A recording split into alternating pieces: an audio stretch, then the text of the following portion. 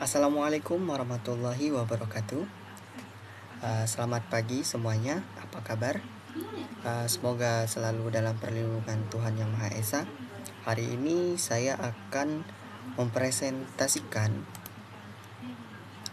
mengenai cara penanganan kejahatan komputer di era industri 4.0. Sebelumnya saya perkenalkan diri terlebih dahulu. Perkenalkan, nama saya Muhammad Lutfi dari jurusan Sistem Informasi Angkatan 2019 Universitas Sriwijaya. Baik, langsung saja di sini saya akan menjelaskan mengenai cara bagaimana menangani kejahatan komputer di era industri 4.0.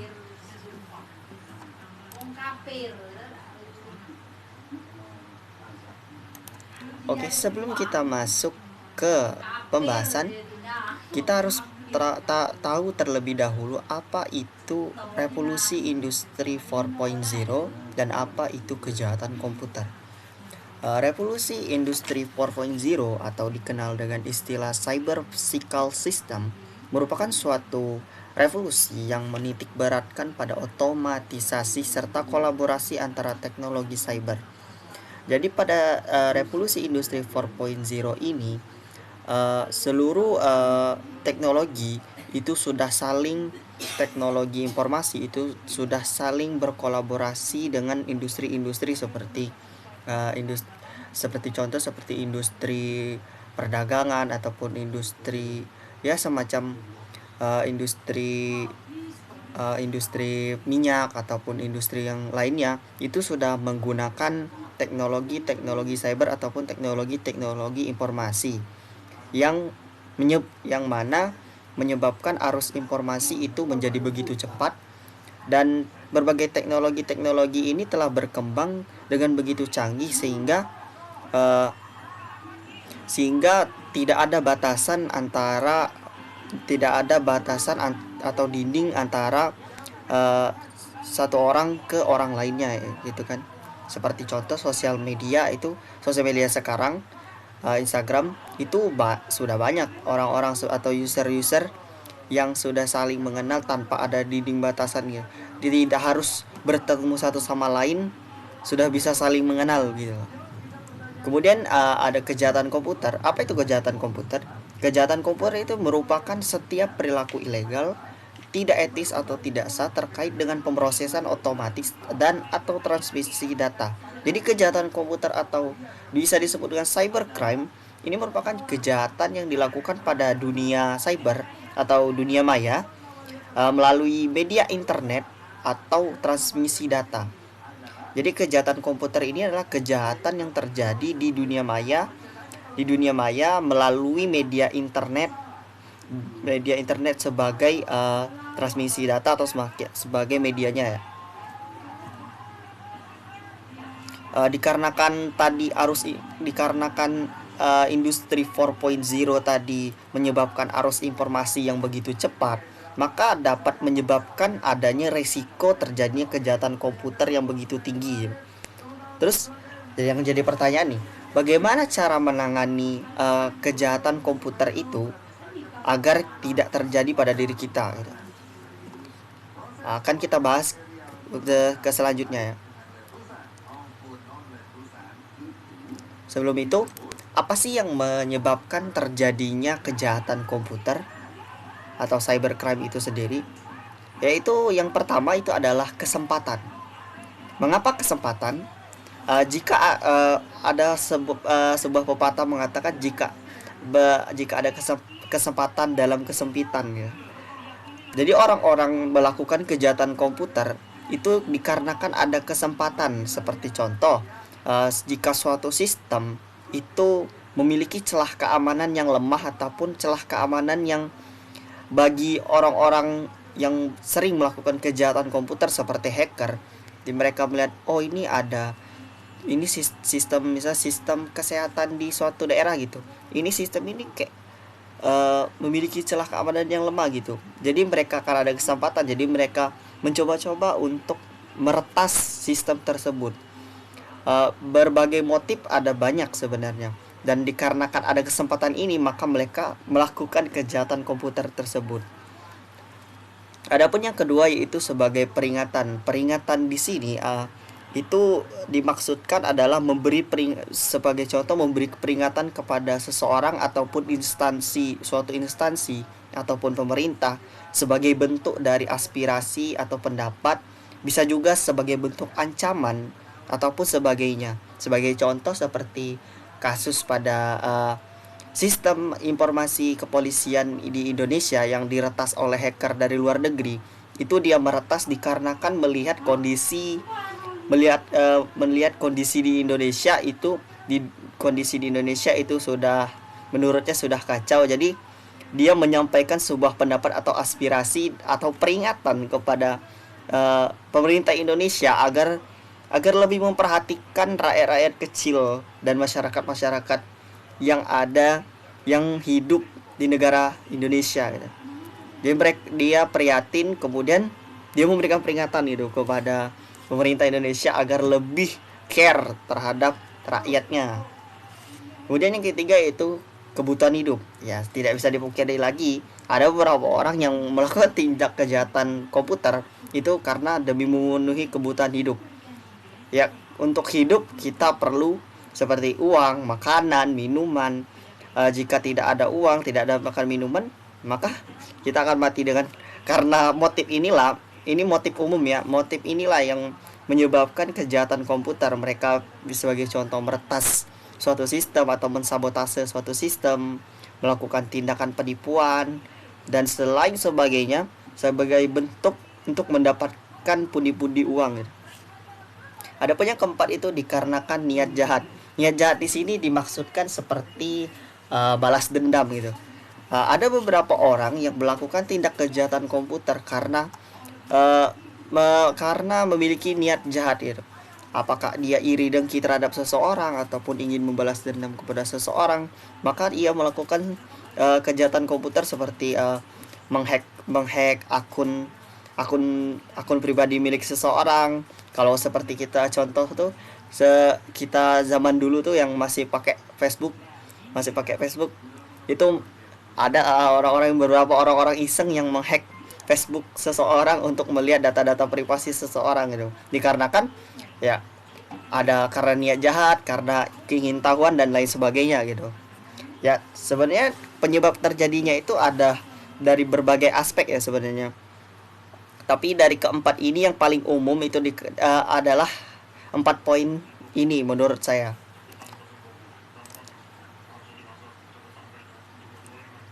Kemudian selanjutnya itu bentuk kejahatan komputer. Ada begitu banyak bentuk kejahatan komputer yang ada di dunia ini. Dan saya mengambil tiga contoh ini yang menurut saya cukup unik untuk dibahas. Yaitu yang pertama itu adalah unauthorized access to computer system and service. Apa itu unauthorized access to computer system and service? Unauthorized access to computer system and service merupakan kejahatan yang dilakukan dengan memasuki atau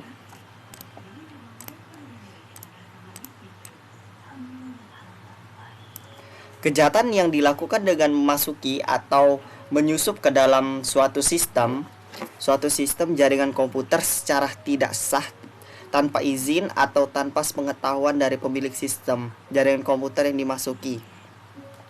Jadi unauthorized access to computer system service ini bisa disebut kita menyusup ke dalam suatu sistem tanpa izin dari si pemilik sistem gitu. Bisa disebut itu, kalau kita nyebutnya itu adalah hacker gitu kan. Biasanya pelaku kejahatan ini disebut hacker.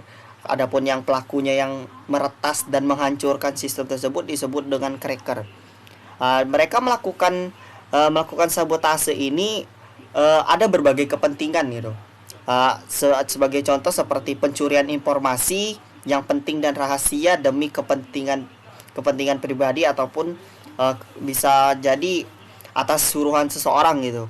Namun begitu ada juga yang melakukan hanya karena merasa tertantang untuk mencoba keahliannya untuk menembus suatu sistem yang memiliki tingkat proteksi ya. Karena seperti kata-kata tadi, karena ada kesempatan dan mereka ada rasa keingin ketahuan dan merasa tertantang dan ingin mengasah skill meretas mereka, maka mereka melakukan kejahatan komputer, yaitu unauthorized access to computer system and service ini gitu. Karena mereka merasa, oh saya ini kayak punya skill cukup mumpuni, sepertinya saya bisa nih meretas sistem ini, maka mereka meretas sistem tersebut.